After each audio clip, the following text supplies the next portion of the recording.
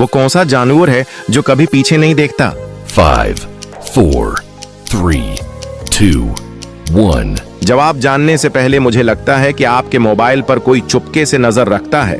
उससे बचने के लिए दाएं तरफ नीचे साइड उस तीर के निशान को दबाएं, फिर बाएं तरफ स्लाइड करके उस मोर वाले ऑप्शन को दबाएं। अगर आपको सरख रंग का एप्लीकेशन नजर आए उसे फौरन डिलीट कर दो और मुझे फॉलो जरूर करना। अब आते हैं जवाब की तरफ, तो ठीक जवाब है सांप। अगला सवाल, वो कौन सा जानवर है जो सोते वक्त भी खड़ा रहता है? 5, 4, 3, 2, 1.